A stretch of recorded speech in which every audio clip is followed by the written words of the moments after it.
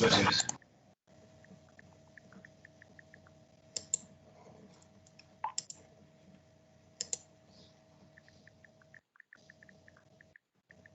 Buenos días, ¿se ve la presentación? Se ve tu pantalla.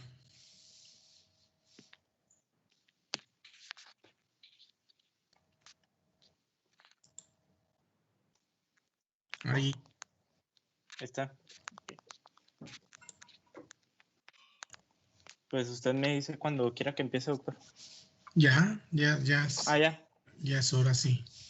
Ok, bueno, entonces, pues, buenos días. Pues nomás para dar una recordadita de lo que hablamos ayer, rapidito, pues recordar que la homeostasis del equilibrio ácido-base se da gracias al mantenimiento o el equilibrio entre el dióxido de carbono y bicarbonato, que a su vez afectan la concentración de hidrogeniones, ¿no?, en la sangre. Pues veíamos la ecuación de Henderson-Hasselbalch, que lo que hace es explicar cómo funciona este equilibrio. Recordar que la reabsorción y secreción del bicarbonato se da principalmente a nivel del túbulo contorneado proximal de la nefrona. Chilaquiles y un batido de recordar que las células intercaladas del conducto colector son las principales en la función de excreción de iones hidrógeno hacia la luz tubular. Recordar pues también que hay buffers de la orina, que son el amoníaco y el fosfato monohidrogenizado, que es importante pues que la orina también no sea tan ácida, ¿no?, para que no tenga un daño en las células que alinean el tubo. Pues los mecanismos compensatorios ya los comentábamos, o sea, en 3 niveles: a nivel de la sangre, en los pulmones regulando el dióxido de carbono y en los riñones, regulando la concentración de bicarbonato y de hidrogeniones. Y pues ayer nos quedamos aquí, que empezábamos con lo que son los desórdenes de ácido-base simples, ¿no? Bueno, entonces el primer paso para la interpretación de estos problemas es ver primero cómo está el pH, porque pues es lo que nos va a decir si tenemos una acidosis, o sea, un pH menor a 7.35, o una alcalosis, que es un pH mayor a 7.45. Y a partir de ahí, partiendo de ahí, pues nos pasamos a las concentraciones de bicarbonato en sangre y la presión parcial de dióxido de carbono en la sangre también. Recordando que los niveles normales aproximados de la presión parcial de dióxido de carbono es de alrededor de 35-45 milímetros de mercurio, y más o menos la concentración normal de bicarbonato en sangre es de 22 a 26 mil equivalentes por litro, ¿no? Entonces, pues eso ya nos va a ayudar a definir qué tipo de acidosis o alcalosis tiene el paciente, ya sea si es metabólica, respiratoria, o veíamos que también existen desórdenes mixtos, ¿no? Y como vemos en la tablita de la izquierda, pues hay fórmulas que nos ayudan a calcular lo que son los valores, ya sea de dióxido de carbono o bicarbonato, a predecirlos para diferenciar entre si lo que estamos viendo según los valores que encontramos es un mecanismo compensatorio o en sí es un desorden mixto, ¿no? Bueno, los desórdenes de ácido-base mixtos se dan cuando hay coexistencia de 2 desórdenes ácido-base independientes. Por ejemplo, tenemos un paciente con intoxicación por salicilatos, es decir, hay una acidosis metabólica porque en sí los salicilatos son ácidos débiles y por eso pueden provocar una acidosis, pero a su vez los efectos tóxicos de los salicilatos producen una estimulación del centro respiratorio a nivel del bulbo raquídeo, y esto va a generar hiperventilación y a su vez nos lleva a una alcalosis respiratoria. Entonces podemos tener 2 desórdenes ácido-base independientes que coexisten en una misma situación. Otro ejemplo sería un paciente con cetoacidosis que sufre una intoxicación por sedantes. Lo mismo, ¿no? Tenemos una cetoacidosis que nos va a dar una acidosis metabólica, como vamos a ver más adelante, y a su vez la intoxicación por sedantes nos deprime el centro respiratorio y nos genera una acidosis respiratoria. Entonces hay diversas situaciones en la tabla de la derecha que es del Harrison. También ahí se mencionan muchos diferentes ejemplos, ¿no? Pero es para que se den una idea que podemos tener en un mismo paciente 2 desórdenes diferentes y esto nos va a afectar los niveles de la presión de dióxido de carbono y el bicarbonato en sangre. Bueno, algo importante para estar pensando en un desorden mixto es cuando vemos que la presión parcial de dióxido de carbono y el bicarbonato va en direcciones diferentes. O sea, por ejemplo, tenemos en un paciente que la presión de dióxido de carbono aumenta y el bicarbonato está disminuyendo. Ok, ahí ya puedes ir pensando en que a lo mejor es un desorden mixto. Y para diferenciar entre estos, se utilizan las fórmulas de la compensación esperada que les menciono, que no nos vamos a meter mucho en esto porque pues nos tomaría bastante tiempo, pero es importante que sí sepan que existen y sí se usan para esto, ¿no? Bueno, ahora vamos a hablar de otra cosa que es muy importante en este tema, que es el anion gap plasmático.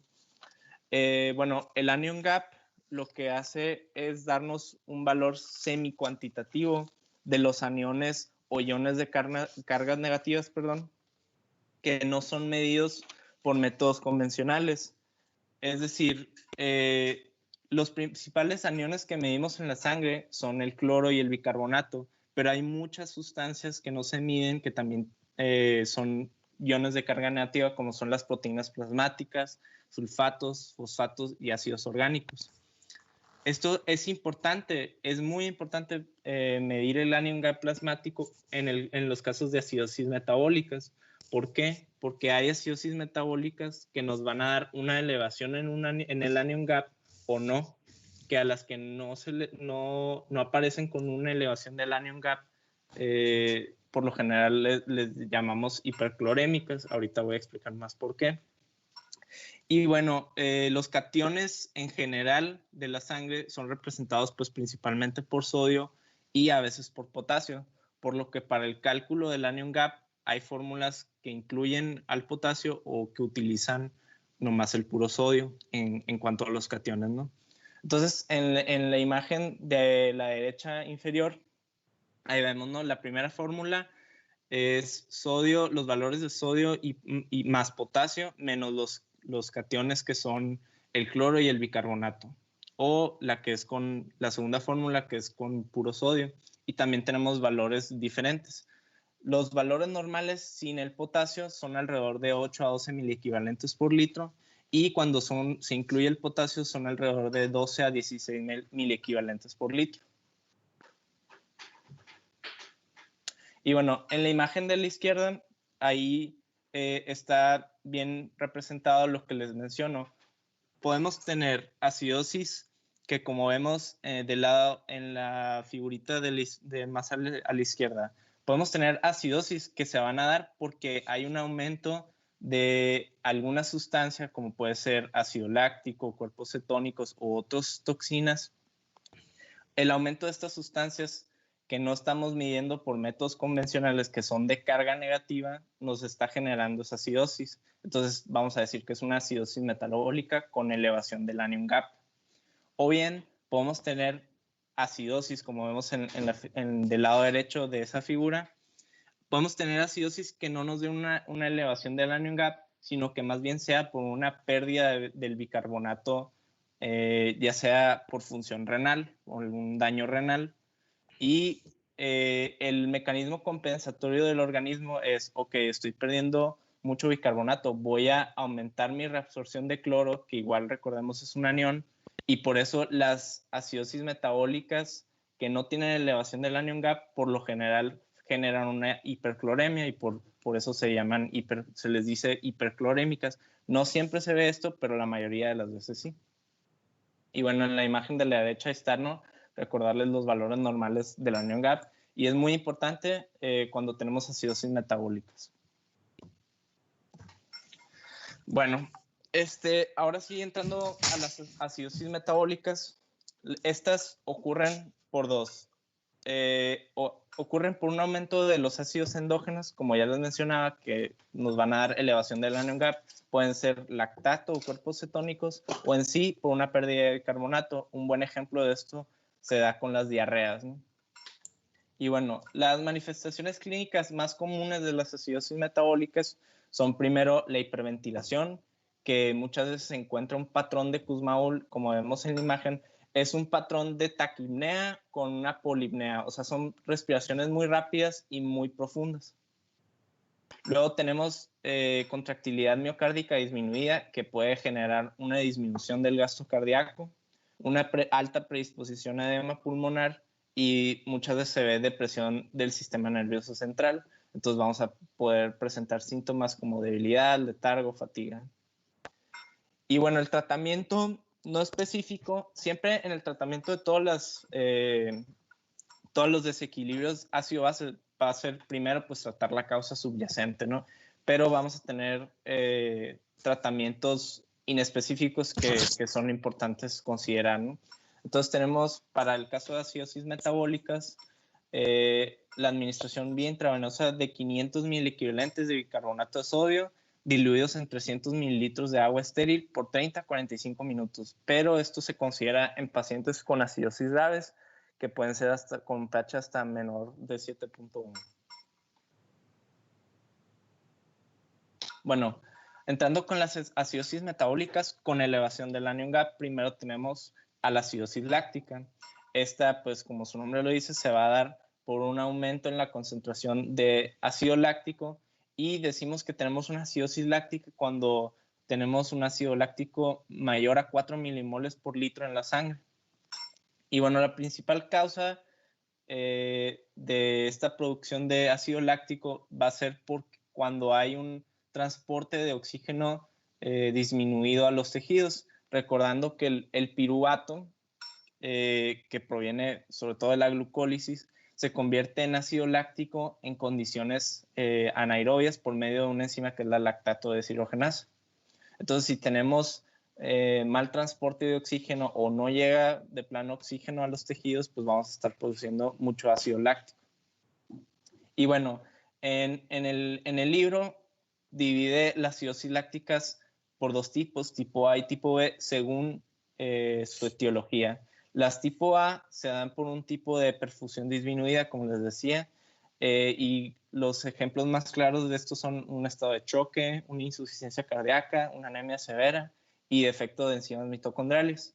Y tenemos el tipo B, que se dan por desórdenes aerobios, que son pues muchos, ¿no? Tenemos tumores malignos, diabetes, insuficiencia renal o hepática, infecciones por cólera y malaria, que recordar el cólera pues da diarreas muy prominentes, convulsiones, medicamentos y hasta deficiencia en tiamina.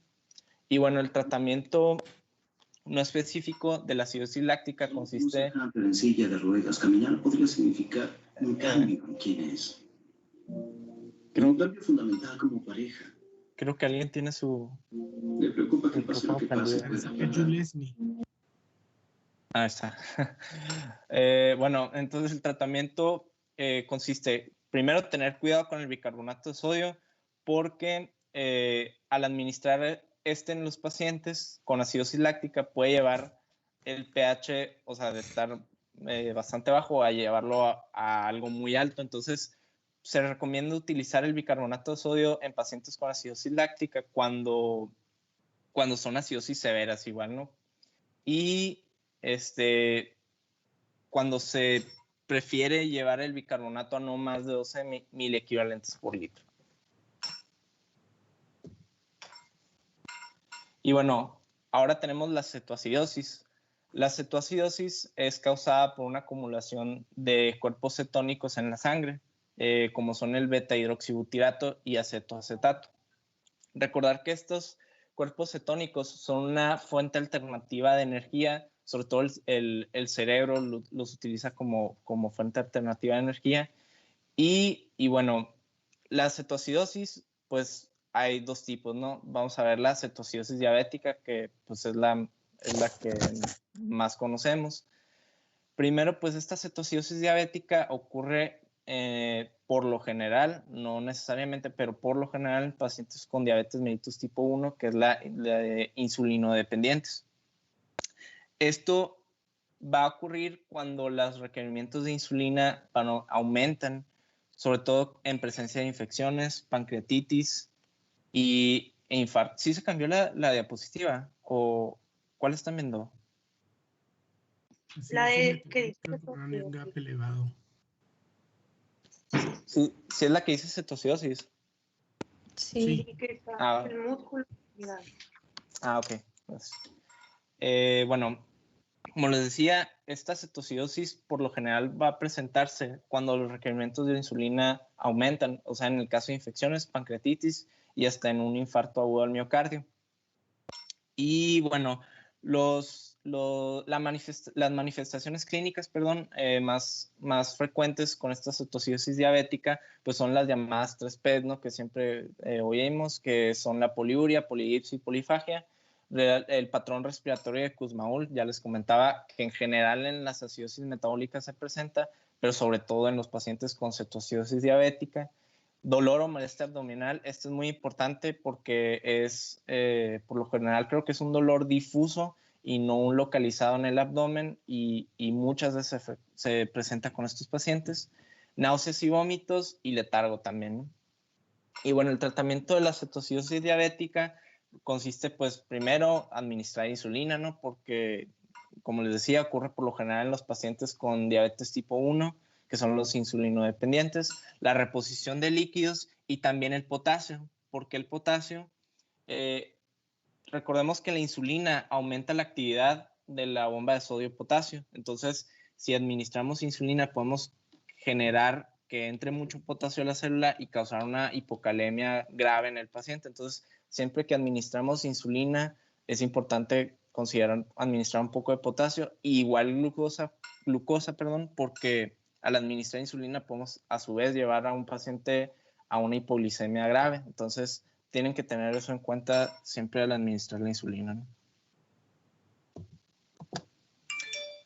Y bueno, ahora la cetoacidosis alcohólica, de manera así muy simplificada, el etanol, que es el alcohol que consumimos, puede llevar por medio de reacciones enzimáticas al acetil-CoA. Y este acetil-CoA, recordemos, participa en muchas reacciones metabólicas, ¿no? Como el ciclo de Krebs, también en la síntesis de ácidos grasos, pero igual a su vez este acetil-CoA es el precursor primario para la síntesis de cuerpos cetónicos. Entonces, de la ingesta de alcohol podemos producir cuerpos cetónicos. Y bueno, en estos pacientes con cetoacidosis alcohólica podemos encontrar o encontramos frecuentemente variabilidad en la glucemia. Esto quiere decir, podemos tener un paciente con hipoglucemia, que esto generalmente es porque estos pacientes presentan una mala dieta, entonces pueden tener hipoglucemia, o a su vez podemos tener a los pacientes con hiperglucemia, ¿no? O sea, es variable. Por lo general se encuentra hipoglucemia, por esto que les digo que tienen una mala dieta, pero es variable.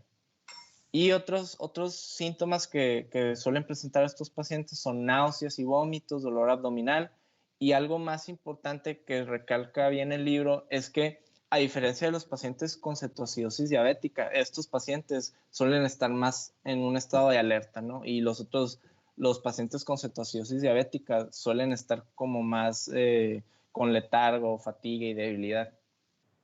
Y bueno, en estos pacientes es importante considerar la presencia de hipofosfatemia, hipomagnesemia, porque recordemos estos tienen una alta diuresis por bloqueo de la hormona antidiurética, entonces pueden perder muchos electrolitos por la orina o de igual manera si tienen mucho vómito, también pueden perder muchos electrolitos por estos vómitos, ¿no? Entonces es muy importante valorar cómo están los electrolitos en estos pacientes.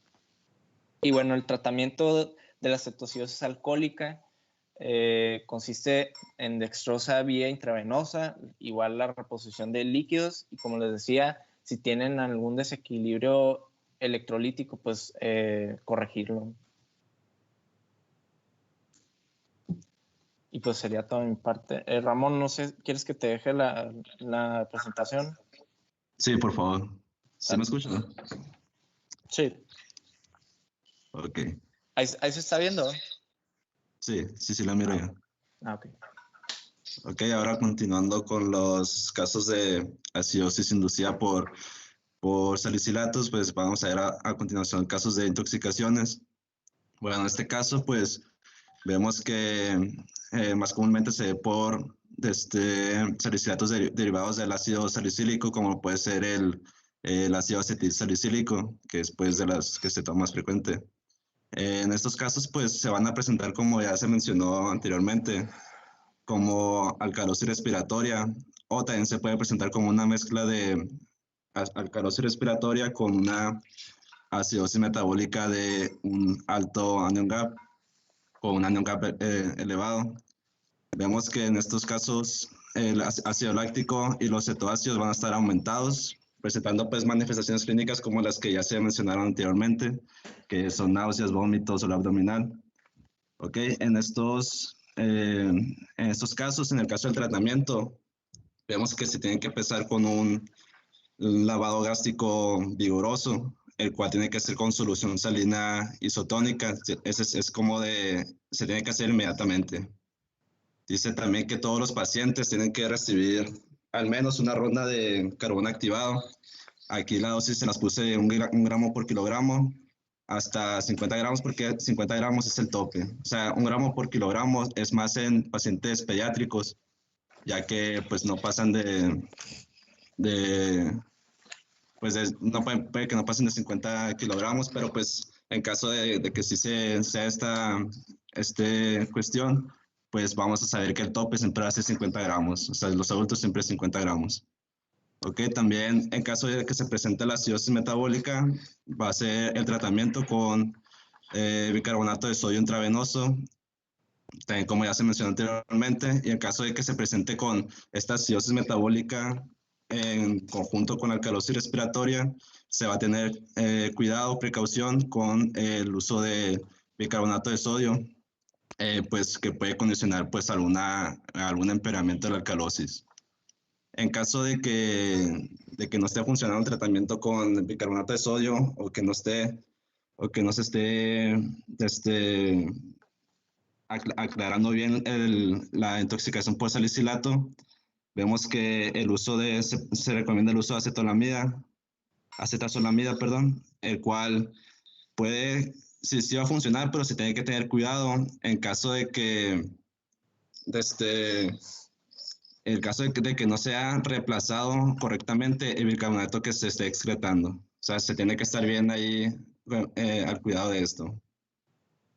Vemos también que se pueden presentar casos en el tratamiento de hipocalemia e hipoglucemia. Se tiene que también tener cuidado con esto, y en caso de la hipoglucemia se tiene que poner una solución pues de glucosa en cierto grado de tratamiento para pues evitar llegar a esta condición. Dale la siguiente, por favor.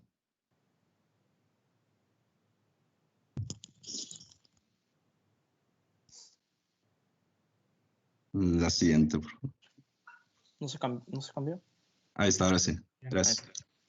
Ok, ahora pues un término que también se incluye a partir de aquí en el libro es el gap osmolar, el cual pues como ya sabemos la fórmula para la osmolaridad es la que aparece ahí, que es la que aparece, la que ya sabemos. En caso del gap osmolar pues va a ser la diferencia entre, bueno, la resta de la osmolaridad medida por un osmómetro menos la osmolaridad calculada.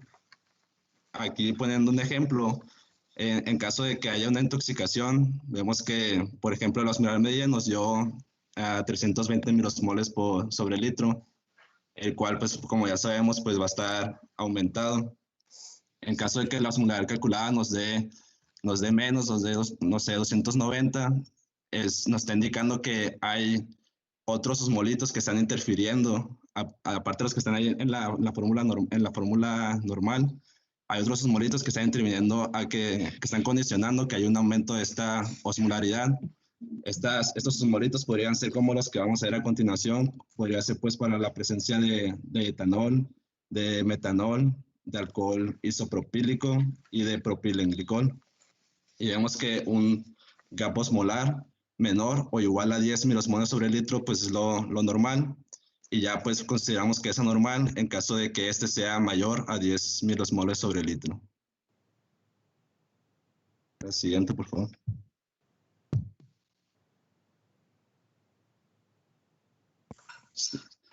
Ok, en caso de la acidosis inducida por etilenglicol y metanol, vemos que este tipo de sustancias se encuentra pues mayormente en lo que son los anticongelantes que se usan pues, en los carros. Vemos que se van a presentar como una acidosis metabólica, van a tener un daño pues severo, grave en el sistema nervioso central, en corazón, pulmones y en los riñones. Esta presentación de acidosis va a ser con anion gap aumentado y también con un gap osmolar aumentado. Vemos que como parte del diagnóstico de se pueden también observar cristales de oxalato en orina.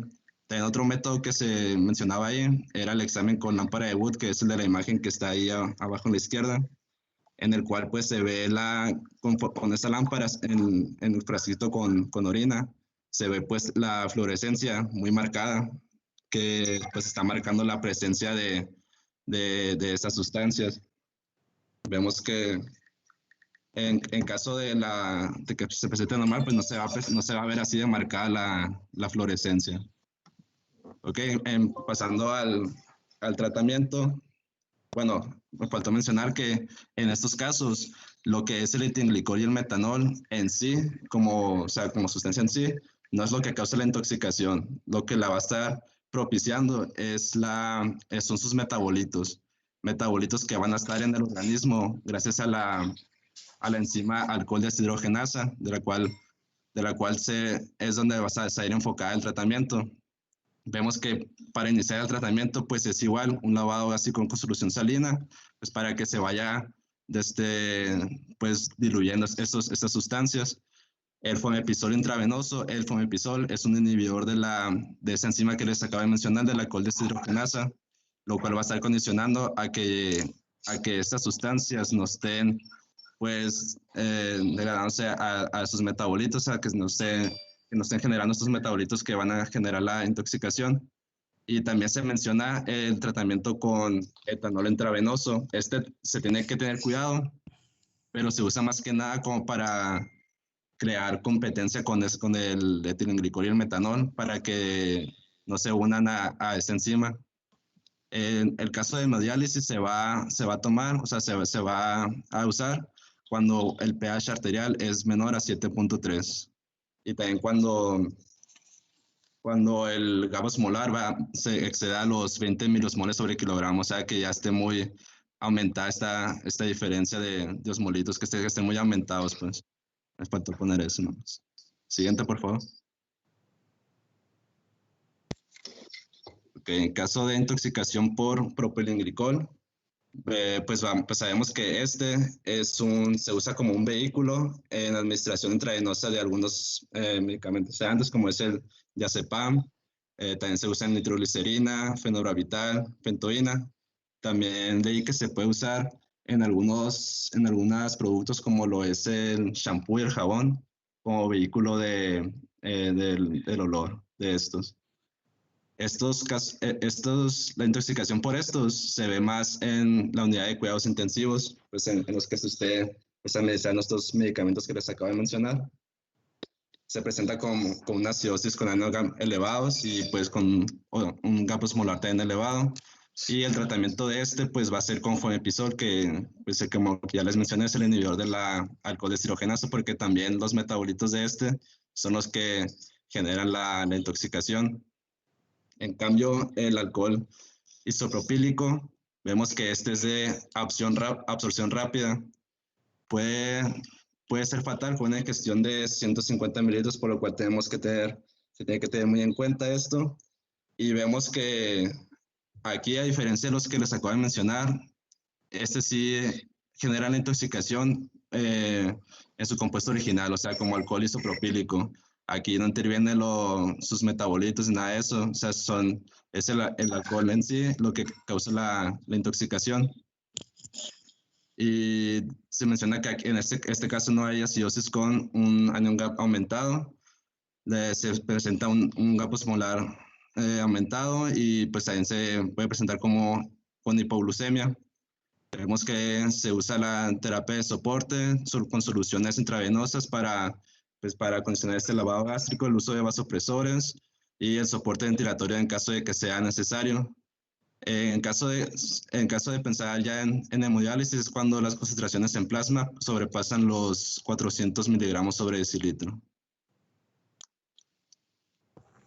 El alcohol isopropílico, el propilenglicol es el componente, como dijo el doctor Aguirre, del anticongelante. Es uno de los componentes del anticongelante, el que se le pone al radiador de los carros, que ya lo vimos, que es así como fluorescente, ¿no? El de por sí.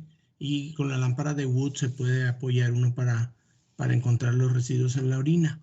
Y el alcohol isopropílico es el que usan los americanos para alcohol, para poner inyecciones. ¿Se acuerdan los sobrecitos de unos papelitos alcoholados que vienen, que traen un alcohol sumamente volátil, muy intenso, que difícilmente lo puedes respirar directamente porque es muy, muy potente? Ese es el alcohol isopropílico y ese es mortal a una dosis bajita, y ellos tienen alcohol isopropílico que lo venden en las farmacias. Pues sí, en realidad es peligroso porque es hepatotóxico directo. Bueno, todos, pero algunos más ayudan sus metabolitos. Aquí es directo, ¿no? Y el propilenglicol presente en las presentaciones intravenosas de algunos medicamentos cuyo uso es muy frecuente en las unidades de cuidados intensivos y hay que tener cuidado. Adelante, doctor Aguirre. Siguiente, por favor. Cambió la diapositiva, yo siento que no. La anterior a esa.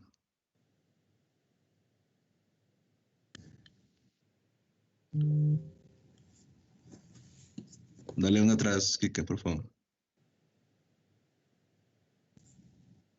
¿Cuál se está viendo? ¿Está? Ahí está bien, ahí está bien. La insuficiencia renal crónica. Ok, en caso de acidosis metabólica en insuficiencia renal crónica, vemos que de pasar en la etapa moderada o estadio 3 de la insuficiencia renal con una acidosis hiperclorémica, eventualmente se va a convertir en las siguientes etapas, que es grave ya en la fatal terminal, en una acidosis metabólica con un anion gap aumentado. Vemos que los factores que van a contribuir a la patogénesis de esta, pues va a ser una filtración deficiente y una reabsorción de aniones orgánicos. Vemos que con el paso del tiempo también se va a presentar lo que es la acidosis urémica, y en estos casos también se ve la amortiguación ósea, que va a estar condicionada por la dilución de mineral óseo, que van a actuar como medio compensatorio para como buffer del pH. Vemos también que se va a observar una pérdida de masa muscular, porque también se va a estar condicionando en este tipo de casos una excreción de calcio, por lo cual pues con el paso del tiempo va a generar atrofia muscular. En el tratamiento vemos que se tiene que inducir soluciones alcalinas de 1 a 1.5 milimoles por kilogramo de peso corporal por día. Estos pues se pueden dar con tabletas, ya sea de bicarbonato de sodio, pues, o puede ser también intravenoso. Y también en este caso se mencionaba el citrato de sodio, solución de Shore, que no estoy seguro si se usa aquí en México, pero lo mencionaba el libro. La preferencia es el bicarbonato, pero el citrato de sodio es una alternativa. Ok. Siguiente, por favor. Ok, ya pasando a las acidosis metabólicas sin anion gap, vemos que las sustancias alcalinas no pueden ser perdidas, bueno, pueden ser perdidas también por afecciones en el tracto gastrointestinal. Una causa muy frecuente de esto pues es la diarrea. También puede estar condicionada por algunos daños renales. Vemos que pues aquí les puse una tablita que viene en el libro, que vienen las causas de las acidosis metabólicas sin anion gap elevado. Vemos que en estos casos no hay una generación no hay un aumento de anion gap. No sé si se recuerdan ahorita que mencionó mi compañero que también se les conoce como las hiperclorémicas, debido a que se está perdiendo bicarbonato, pero el cloro como medio compensatorio se va a ir aumentando, por lo cual no se va a generar como que una diferencia entre anones y cationes. Y es por esto que se presenta con valores normales el anion gap. Ok, diferenciando, bueno, aquí lo que les puse aquí de las heces es que contienen una mayor concentración de bicarbonato perdón, que el plasma, por lo cual en los casos de diarrea, pues sí se va a estar generando o condicionando una acidosis por la alta pérdida de bicarbonato por medio de las heces. Una comparación entre lo que es en los casos de diarrea con una afección renal muy común también aquí, en la cual se presenta, no hay un anion gap elevado, pues es la acidosis renal tubular proximal. Entonces, una diferencia entre estos va a ser la excreción de amonio como un medio amortiguador de orina. Vemos que el amonio va a estar presentado en altas concentraciones en los casos de diarrea, y en los casos de una acidosis renal tubular va a estar, pues en cualquier tipo de caso de esta acidosis va a estar pues baja la excreción de amonio. Entonces, ese sería como un método de diferencia entre estos. Vemos que en caso de la acidosis renal tubular se presenta pues generalmente por glicosuria, por una aminoaciduria pues, generalizada, y fosfaturia, que también se le conoce pues a estos tres como pues son parte de lo que es el síndrome de Fanconi. También otra de las causas es la acidosis renal distal o la tipo 1, en el cual pues aquí va a estar también, se va a ver casos de hipocalemia, pues la acidosis metabólica sin anion gap y pues una excreción de amonio pues baja. En caso de la acidosis renal tubular tipo 4 o generalizada, aquí en cambio de las anteriores se va a ver una hipercalemia por la reducción pues de la filtración glomerular. Y pues también pues tenemos diferentes causas, como ya se ven aquí en la tabla. En casos de normocalemia, en el caso de la insuficiencia renal crónica, pues va a ir condicionando a esto. En vez de medicamentos, pues el trimetoprim, algunos AINES, los IECAS, la pentamidina también. Y pues algunos otros diuréticos. Y pues básicamente estas son de las cosas importantes que se mencionan aquí de una acidosis metabólica sin anion gap elevado. Y sería todo de mi parte. Muy bien. Esto todavía es más enredoso, las alcalosis metabólicas. Adelante. Bien, vamos a continuar con la alcalosis metabólica. Este es un trastorno ácido-base que se caracteriza por tener un pH arterial elevado, un aumento de bicarbonato sérico y aumento de PaCO2 como resultado de una hipoventilación alveolar compensatoria. En este caso, generalmente se acompañan de hipocalemia y de hipocloremia, además de que el pH pues, es realmente el que nos delata el diagnóstico. Existen dos posibles vías por las cuales se puede generar una alcalosis metabólica. Podemos tener un aumento de la cantidad de bicarbonato o la pérdida de ácidos no volátiles. Un ejemplo clásico es el vomitar, en el cual perdemos grandes cantidades de ácidos no volátiles y por lo tanto no se puede dar la secreción de bicarbonato a nivel intestinal y por eso se condiciona el aumento de la misma. Para que una alcalosis metabólica se mantenga o sea persistente, tiene que existir diferentes escenarios en el paciente, como lo sería, por ejemplo, deficiencia de volumen o contracción de volumen extracelular, deficiencia de cloro, deficiencia de potasio, aunado a una tasa de filtración glomerular disminuida. O puede existir una hipocalemia que resulte de un hiperaldosteronismo autónomo. Entonces, para establecer la causa es necesario evaluar el estatus de volumen de líquido extracelular, la presión sanguínea en diferentes posiciones para evaluar ortostasis, potasio sérico y en algunas ocasiones el sistema renina-aldosterona. La medición de electrolitos en la orina, principalmente cloro, es bastante útil. Y una vez que mencionamos esto, pues vamos a analizar un poco las causas de la alcalosis. Como podemos ver, son bastantes, pero se dividen en 4 grupos que vamos a ir analizando. En el caso del primer grupo, que tenemos cargas exógenas de bicarbonato, vemos entonces que estas generalmente no se presentan en todos los pacientes, a menos que estén hemodinámicamente comprometidos. Yendo al segundo grupo, encontramos una contracción de volumen de líquido extracelular efectivo, normotensión, deficiencia de potasio y un hiperaldosteronismo hiperrenémico secundario. Entonces, vemos 2 orígenes posibles, que sería la gastrointestinal, donde encontramos 2 ejemplos característicos, es el vómito y la aspiración gástrica. Como ya mencionábamos ahorita en la introducción, se pierde la capacidad de excreción de bicarbonato y por lo tanto aumenta la cantidad de bicarbonato a niveles sistémicos. Esto condiciona pues que mayor bicarbonato llegue a la nefrona y sea filtrado para que en la nefrona proximal se sobrepasen los límites de reabsorción de bicarbonato y por lo tanto la orina se alcalinice debido a la gran cantidad de bicarbonato. Esta orina alcalina llega a la nefrona distal y es entonces en la nefrona distal donde se comienza a dar la secreción de iones de hidrógeno y iones de potasio para tratar de solventar esta alcalinización de la orina y pues se exacerba el estado de alcalosis metabólica. En el caso del origen renal tenemos varios que vamos a analizar. Primero tenemos el uso de diuréticos. Pues los diuréticos principalmente son los tiazida y los de asa, los que condicionan a una alcalosis metabólica. Es muy similar el mecanismo con el origen gastrointestinal. Realmente aquí lo que se genera es una contracción del volumen de líquido extracelular y se genera una alcalosis por contracción, además de que también la absorción de sales continuas condiciona pues la alcalosis metabólica y la secreción de iones de hidrógeno y de potasio.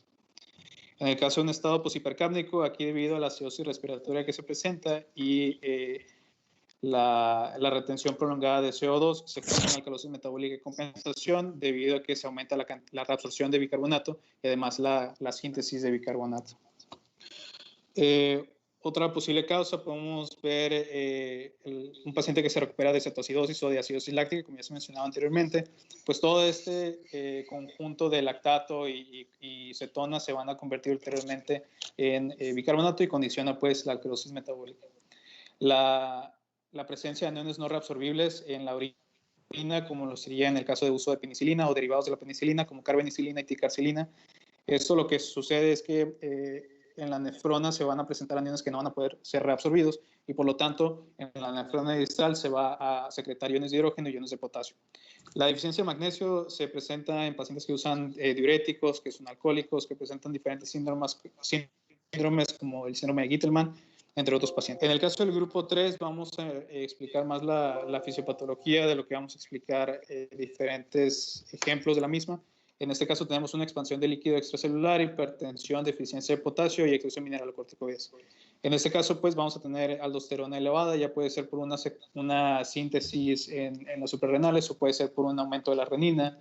Independientemente de cuál sea la causa, la aldosterona va a provocar la reabsorción de sales y de agua para que se aumente el volumen extracelular y pues se genera una hipertensión subsecuente, pero también la reabsorción de sales, como ya veíamos en los otros mecanismos, es condicionada por la salida de potasio y entonces vemos la deficiencia de potasio y la alcalosis que se presenta.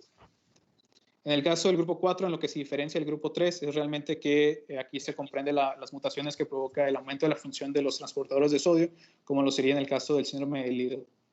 ¿Me puedes dar la siguiente, Kiki, por favor? Bueno, ya que en estos pacientes tenemos la clínica que pues presentan confusión, predisposición a convulsiones, parestesia, calambres, tetania, agravamiento de arritmias y pues hipoxemia.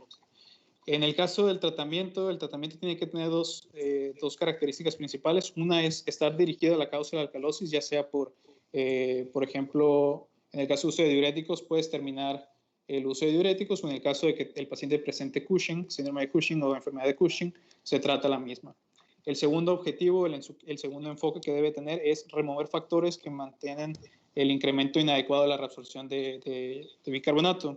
En este caso, estos factores serían la contracción de volumen de líquido extracelular o la deficiencia de potasio, que se puede solventar con el uso, con la administración, perdón, de soluciones isotónicas salinas, o en ciertos casos puede ser necesario el uso de acetazolamida. Dale la siguiente, por favor. Ok, sería todo de mi parte. Muchas gracias.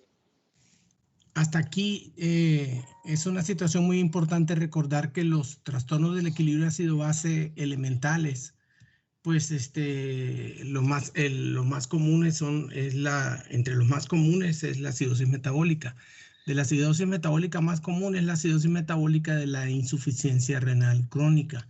Después están la cetoacidosis y la cetoacidosis diabética que presentan los jóvenes diabéticos tipo 1, que a veces debutan con cetoacidosis, llegan con una acidosis metabólica severa a urgencias y a alguien se le ocurre hacerle un dextrostis porque el muchacho va agitado, taquicárdico, que puede ser un niño, hasta un adolescente, que se tomó una cerveza siendo diabético tipo 1 o que viajó, hizo un viaje y se le olvidó llevar la insulina. La falta de insulina provoca cetoacidosis diabética.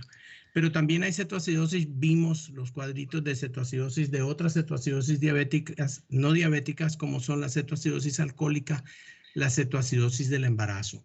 Y la cetoacidosis que se asocia a padecimientos sépticos también que presentan acidosis láctica. Entonces es muy interesante porque estos tratamientos, trastornos, requieren un tratamiento específico que las más de las veces cuando se trata de pHs menores de 7.2 conllevan el uso de bicarbonato de sodio. El bicarbonato de sodio lo que hace es que a veces cuando el médico no tiene suficiente precaución, está tratando una acidosis metabólica y le tiene que poner bicarbonato, lo puede llevar a una alcalosis metabólica. Y entonces ya empiezan al trastorno, que el trastorno primario fue una acidosis metabólica y con la administración de bicarbonato lo llevamos a una alcalosis metabólica. Entonces, esa es la parte que nos interesa a nosotros, la parte del diagnóstico. Como vimos hasta aquí, la situación de los trastornos del equilibrio ácido-base, su mejor tratamiento es el tratamiento etiológico.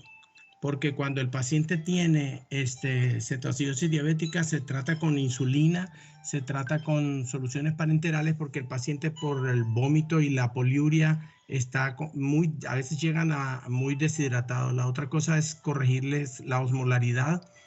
Y la otra cosa es determinar si tiene en el anion gap normal o lo tiene en alto. Entonces, el déficit es lo que uno tiene que corregir, recibir el tratamiento etiológico. Desgraciadamente, los que se intoxican por alcohol isopropílico o metanol, pues la mortalidad es muy alta. Hay una cosa que hay que recordar, es que con el alcohol metílico, pues el tratamiento es el alcohol etílico supuestamente para competir con los receptores y alterar la vía metabólica del alcohol. Pero con el metanol hay que recordar que algunos pacientes que sobreviven, que no les causó la muerte, a veces se quedan ciegos por una neuritis óptica.